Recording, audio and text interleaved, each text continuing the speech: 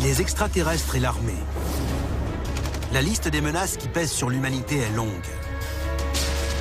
Mais les forces armées de la Terre risquent-elles de faire face à un nouvel ennemi venu d'ailleurs? We have only to open our eyes to see how quickly our differences worldwide would vanish if we were facing an alien threat from outside this world. And yet, I ask you, is not an alien force already among us?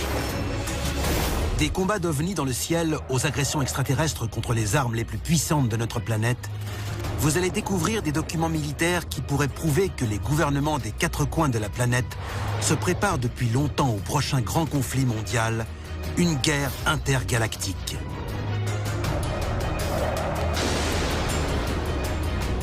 Nous allons vous présenter de troublantes affaires d'attaques extraterrestres et leur dissimulation par les autorités. Aujourd'hui, dans Alien Files, les secrets des extraterrestres et de l'armée. La machine est en marche. Des dossiers restés confidentiels pendant des décennies et décrivant des manifestations extraterrestres ont été rendus publics. Nous allons révéler le contenu de ces documents et découvrir ce que le gouvernement américain voulait cacher. C'est à suivre dans Alien Files, l'émission qui perce les plus grands secrets de la planète Terre. Côte nord de la Californie, le 17 septembre 2012. Le journal en ligne Veterans Today rapporte une très surprenante action militaire. D'après une note de service classée secrète mais que les journalistes ont réussi à se procurer, des navires de guerre américains et chinois ont uni leurs forces dans le Pacifique. Leur cible serait une menace extraterrestre extrêmement hostile. L'alliance de ces deux puissances habituellement en désaccord fait craindre le pire. Si on y réfléchit, si la Terre devait un jour faire face à l'invasion d'une race extraterrestre, ce ne serait pas une guerre entre tel et tel pays. Les frontières s'effaceraient. Il faudrait nous unir et combattre dans cette guerre tous ensemble. Le gouvernement américain n'a pas confirmé l'information, pas plus qu'il ne reconnaît l'existence de vaisseaux extraterrestres. Mais si les aliens ne présentent pas de danger évident et immédiat, pourquoi les forces américaines se préparent-elles à une telle menace? Dossier déclassifié, l'instruction de l'armée de l'air 10-206. En 2011, des documents officiels apportent la preuve que l'armée de l'air croit dans l'existence des ovnis. En faisant des recherches pour savoir si l'armée, aujourd'hui, continuait à enquêter sur les ovnis, j'ai découvert le manuel de l'armée de l'air 10-206. Pour moi, c'est la preuve irréfutable qu'il y a encore des instructions précises pour la transmission d'informations sur les ovnis. Même si les militaires et le gouvernement américain disent publiquement ne pas s'intéresser aux ovnis, le document 10-206 de l'armée de l'air prouve le contraire.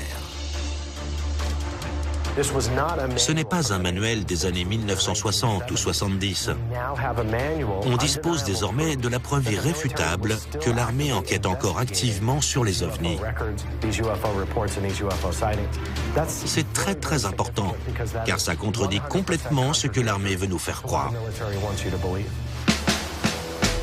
L'armée, qui est là pour répondre aux plus graves menaces qui peuvent peser sur le monde, a officiellement inscrit les soucoupes volantes sur la liste des dangers potentiels. Et plus troublant encore, elles y figurent depuis plus de 40 ans.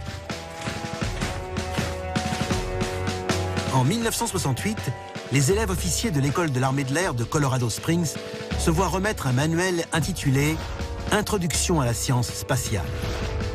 Il comporte une partie qui est depuis connue simplement sous le nom de « Chapitre 33 ». Son sujet, les objets volants non identifiés. Ce livre n'était pas une œuvre de science-fiction. C'était un vrai manuel militaire. Il était utilisé par des élèves officiers conformés avec ce livre. Le chapitre 33 présente des informations selon lesquelles les ovnis sont un phénomène mondial qui existe sans doute depuis des milliers d'années. Il donne plusieurs explications à ces appareils. Il évoque notamment la possibilité que les ovnis soient habités ou télécommandés par des êtres étrangers à cette planète. Les militaires veulent nous faire croire qu'ils sont totalement hermétiques aux ovnis.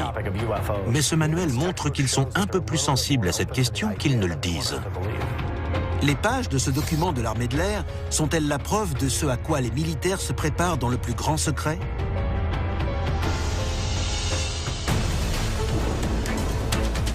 L'affaire sur laquelle nous allons nous pencher maintenant montrera que cette préparation n'a pas suffi le jour où l'armée a été attaquée par des ovnis. De la prétendue bataille navale de l'armée contre des ovnis jusqu'à la découverte d'un plan de défense de l'armée de l'air contre les aliens, les conflits entre les militaires et les extraterrestres semblent être monnaie courante. Mais les défenses de l'humanité peuvent-elles rivaliser avec l'arsenal des extraterrestres? Dossier déclassifié. Les armes incapacitantes extraterrestres. Iran, le 19 septembre 1976. Les autorités locales reçoivent de nombreux signalements relatifs à un étrange objet survolant la capitale, Téhéran. L'armée de l'air iranienne charge un avion de chasse de l'intercepter. Les rapports militaires sur l'incident décrivent une rencontre terrifiante. Quand ils l'ont enfin eu dans leur champ de vision, ils se sont demandé quoi faire. Et la base leur a donné l'autorisation de tirer. Au moment où le pilote s'apprêtait à appuyer sur le bouton et à envoyer un missile, son tableau de bord s'est coupé net. Le cockpit ne répondait plus électroniquement. Il volait toujours, mais il ne pouvait pas envoyer de missile. Il ne pouvait rien faire du tout. L'avion iranien a été mis hors de combat. À l'époque, il n'existe aucun appareil capable de neutraliser un autre appareil à distance. Aujourd'hui encore, cet incident apparaît comme de la science-fiction. L'objet décrit par les pilotes était très lumineux. Ils ont aussi parlé de lumière multicolore qui clignotait très rapidement sous l'appareil. C'est une description fascinante qui figure dans un document du gouvernement des États-Unis. C'est une découverte cruciale quand on essaie de comprendre exactement ce que nous cache l'armée. Des ovnis sont-ils en mesure de désarmer les défenses terrestres avec une telle facilité? C'est une hypothèse effrayante.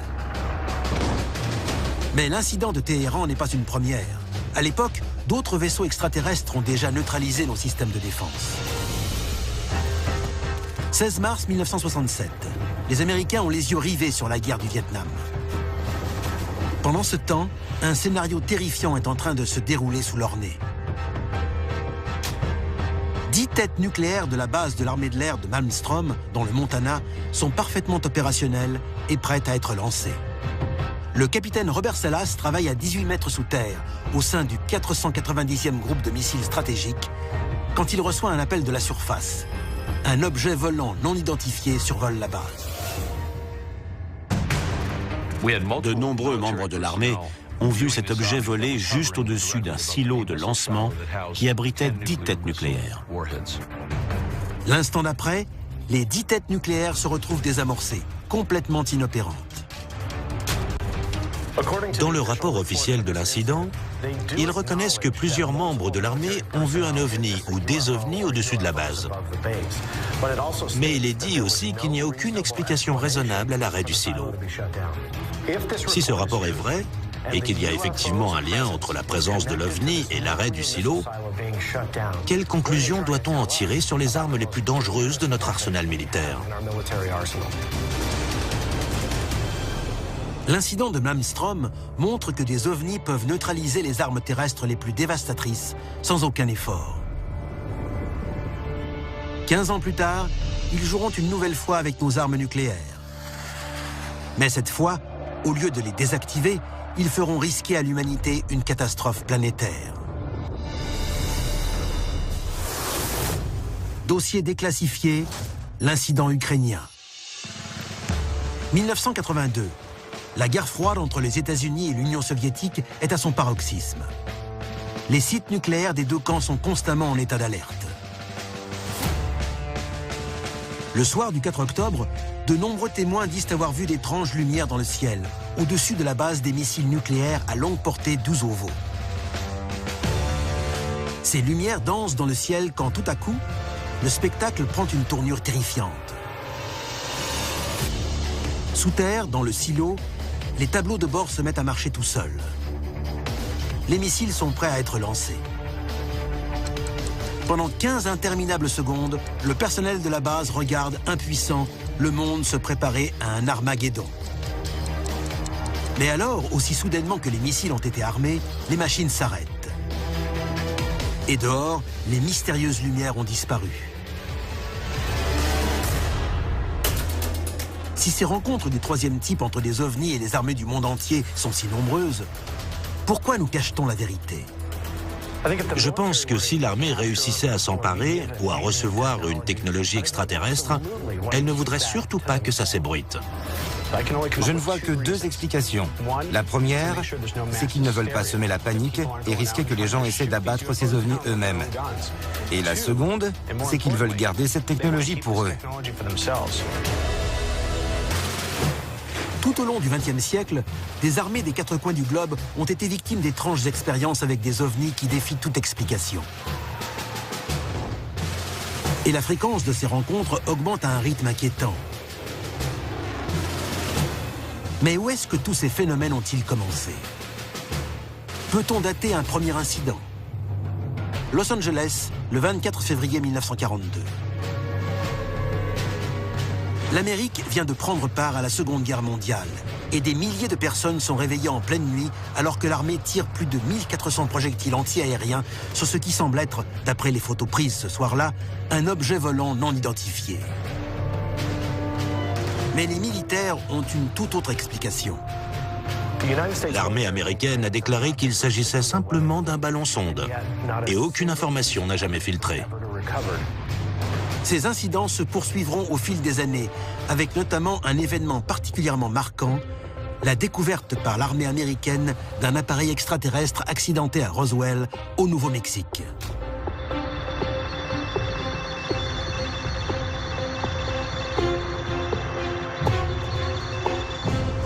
Ces rencontres ressemblent de manière troublante à d'autres affrontements entre l'armée et des ovnis en Amérique du Sud, en Iran, en Chine, en Russie et d'innombrables autres endroits dans le monde. Mais pourquoi ces incidents ont-ils régulièrement augmenté depuis la Seconde Guerre mondiale? La réponse ne fait que soulever des questions encore plus préoccupantes.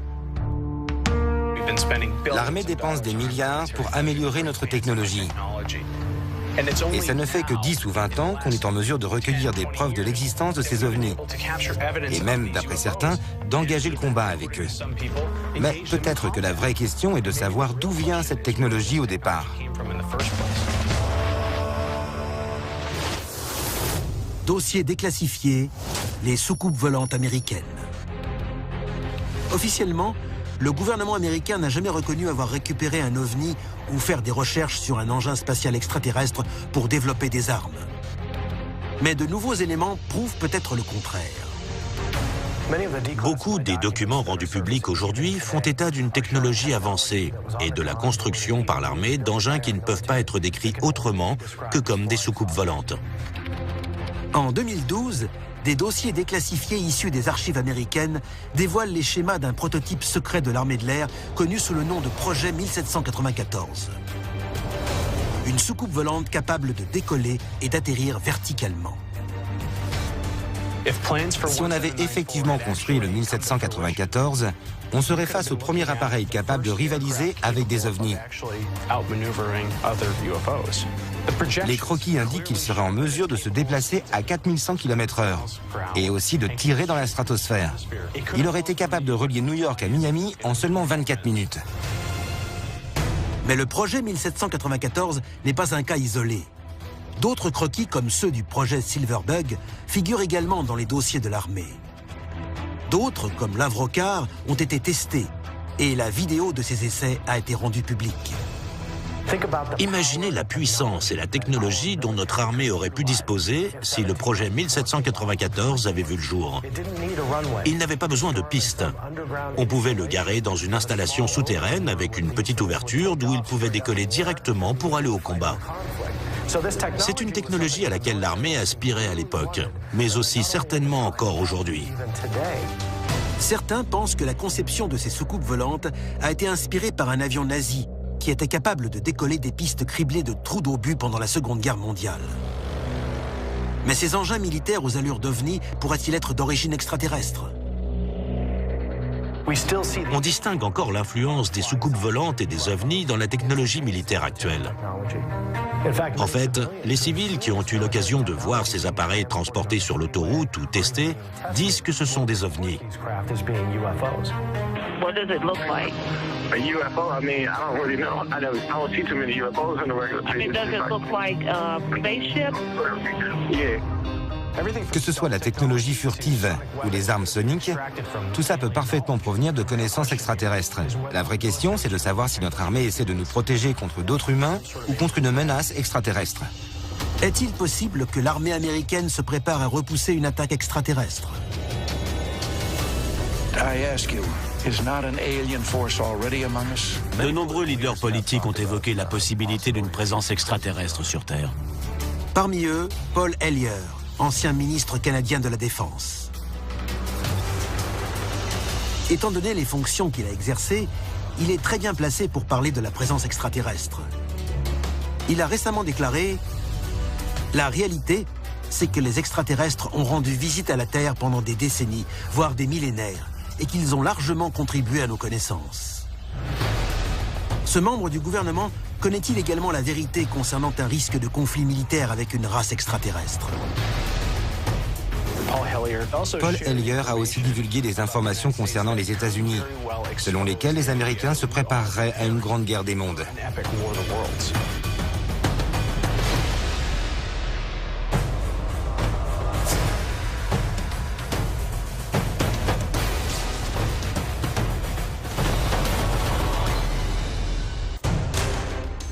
Les ufologues soupçonnent depuis longtemps l'armée de se préparer à combattre une éventuelle invasion extraterrestre. Mais selon Paul Hellyer, l'ex-ministre canadien de la Défense, les États-Unis disposent peut-être déjà d'un avant-poste de défense pour une guerre interplanétaire. D'après Paul Hellyer, Dick Cheney et George Bush ont donné leur accord pour que l'armée et le gouvernement américain construisent une base sur la Lune. La Lune est-elle la première ligne de défense de la Terre contre des ennemis cosmiques? Avoir une base sur la Lune est une bonne façon de nous préparer à une bataille militaire contre les extraterrestres. S'ils arrivent de l'espace, la Lune constitue une position stratégique pour mener les combats. Si ces histoires sont vraies, le risque d'une invasion extraterrestre est bien réel aux quatre coins du globe. La Terre va-t-elle devoir bientôt faire face à l'attaque d'une force venue d'ailleurs? Si c'est le cas, les soldats du monde entier devront peut-être un jour s'allier et former l'armée unie de la planète Terre pour un ultime combat.